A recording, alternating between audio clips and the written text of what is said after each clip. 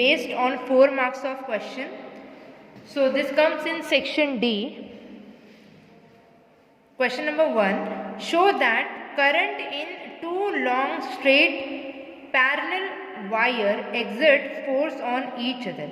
So what we have to show, the current through this wire, when current flow through this wire, it will going to exert the force, and when current is flowing through this wire, it will also exert some force on this wire.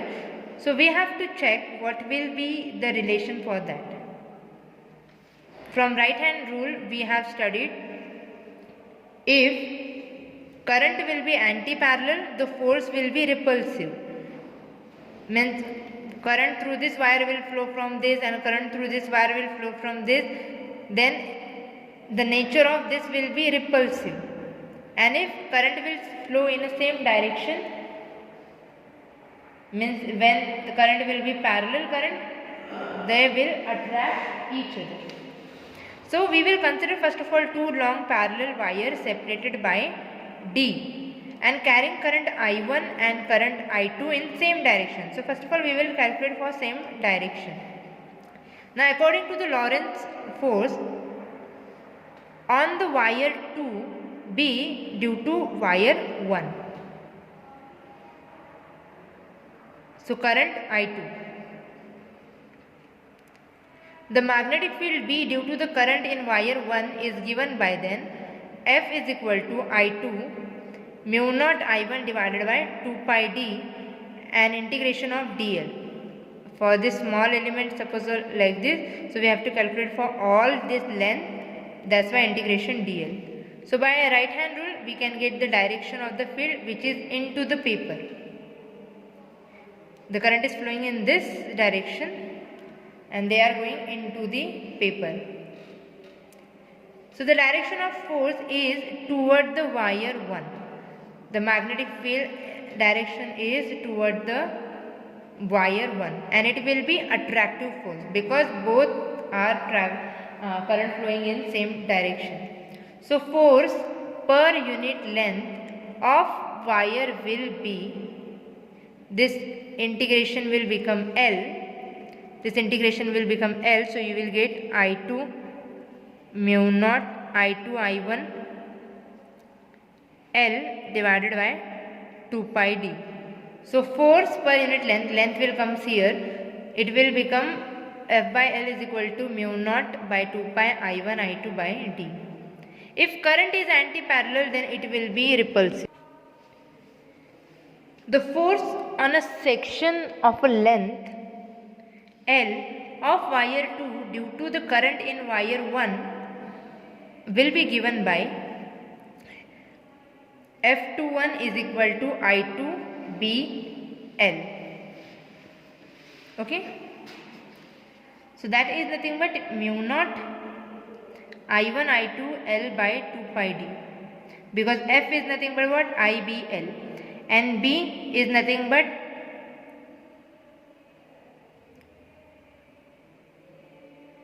what is B? Magnetic field. That is mu naught I1 by 2 pi d. Similarly, the force on section of the same length of wire 1 will be experience of force due to the current in wire 2. So that will be given by force on wire 1 due to the second wire will be minus of force second on due to wire 1. So the force of attraction per unit length is then F by L is equal to mu naught 2 pi I1 I2 by d. If current I1 and I2 are flowing in an opposite direction, then there will be force of repulsion. And the magnitude is given by this. So what we have to understand, parallel current attract and anti-parallel current repel. Now we will solve second last question from this question bank. Now using Biot-Savart law, obtain expression for magnetic induction near a straight infinitely long current carrying wire. So in most of the cases our consideration part is given in question. So what we have to first of all consider, straight infinitely long current carrying wire. So here we have long current carrying wire, and the P will be the point which is perpendicular to the distance of R, which will be perpendicular to this wire at a distance of R. Now we have to consider infinitesimal small length element dl, okay, which carries the current I. So the current element in that case will be given by I vector dl. Current element in this case will be given by I vector dl. The current element is situated at the distance r from the point P. It is situated from the distance r from the point P at an angle theta. Now using Biot-Savart law we can find this. So this is vector dB is equal to mu naught by 4 pi current element, that is I dl sin theta divided by r cube, and the direction of magnetic field is given by cross product of vector element dl and radius vector, which is into the paper. And after that we will try to find current element above the wire and below the wire, because the wire is infinite. So summing up all current element upper half of the infinitely long wire will be given by magnetic field upper integration 0 to infinity dB is equal to mu naught by 4 pi integration of 0 to infinity I dl sin theta divided by r square. So if we will take the symmetry of wire, current element in lower half of infinite long wire will be also contribute the same as upper half. That's why B magnetic field lower will be equal to magnetic field in upper. So adding both the contribution, the total magnetic field at point P will be given by B is equal to 2 integration of 0 to infinity dB. dB is 4 pi divided mu naught divided by 4 pi integration 0 to infinity I dl sin theta divided by r square. So again here value of r is nothing but, by using simple Pythagoras theorem, value of r, this r is nothing but, this is L, and this is r. So hypotenuse square is equal to addition of side square. So r will be equal to under root r square plus L square. So when you will substitute that r in this above equation, and again sin theta is nothing but pi minus theta, means 180 degree minus theta. So that value is also given by r by, means opposite upon hypotenuse. So capital R divided by small r, and value of small r is nothing but, just now we have calculated, under root r square plus capital R square, L square plus capital R square.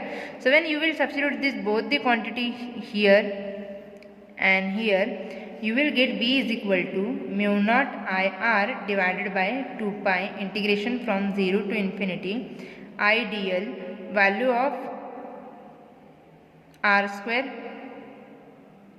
is, value of r is under root L square plus r square, and value of sin theta is r divided by L square plus r square. So B will be, now here power of this L plus r square is half and here is 1. So 1 plus half is nothing but, here L square plus r square half into L square plus r square is there. So base is same, power having half plus 1, so that is 3 by 2. So here you will get 3 by 2, rest of the things are same. And when you will solve that integration, you will get B is equal to mu naught I by 2 pi r divided by 1 by r square. So 1r will going to be cancelled. So B will be equal to mu naught I divided by 2 pi r. So this is magnetic field at a point P at a perpendicular distance r from the infinitely straight wire carrying current I. Now we are at the last question from section D for 4 marks. Derive an expression for axial magnetic field produced by current in a circular loop. So for this we have to first of all consider a circular loop of radius r. This O is center and the radius is r, and we have to check axial magnetic field. So this is the axis of circular loop. This is the axis of circular loop, and somewhere here we will consider point P. So let P be the point on z axis, and this circular loop is in xy plane. xy plane. So this point P is vector r distance away from this length element dl. We can consider anywhere, here we can consider anywhere. This length element we can consider anywhere. So here suppose I have considered here, and that is vector r away. So using Biot-Savart law, what is that? dB, vector dB is equal to mu naught by 4 pi. Cross product of, here we have considered only magnitude, cross product of dl cross vector r divided by r cube. So any element dl will always perpendicular to the vector r from the element to the point P. Now element dl is in the xy plane while vector r in the yz plane. Hence vector dl cross L will be dlr, because sin theta will become sin 90, that is 1, so dlr. So that's why dB will become mu naught by 4 pi I dl by r square.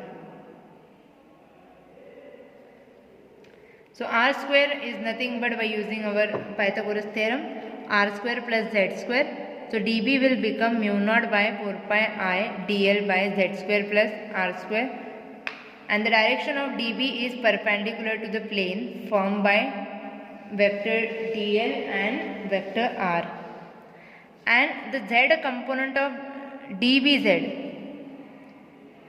means magnetic field along z axis, and the component perpendicular to the z axis, whatever component will be there. So the magnetic field along this z axis and perpendicular to this z axis will be this. So z component of magnetic field is dBz, and perpendicular component of magnetic field of that z will be dB perpendicular. So the component dB perpendicular when summed over yield 0, means if we consider from here it will be here, from here it will be here, from here it will be here. So if I sum up all the horizontal terms, what I can see, the net effect will be 0. Net effect will be 0. And cancel due to the symmetry. Hence only z components remains. So the net contribution along z axis is obtained by integrating dBz, that is dB cos theta, over the entire loop. So from figure we can find cos theta. Cos theta is adjacent upon hypotenuse. So adjacent is the radius of circular loop, that is capital R, and hypotenuse is position vector of point P, that is R, and value of that R is under root z square plus r square. And when you will substitute this in this component, integration of dBz is equal to mu naught by 4 pi I integration of dl by z square plus r square cos theta. And cos theta just now we have calculated, that is r by under root z square plus r square. So when you will do that, again here you have base same, power 1 plus here half, so that will give you 3 by 2.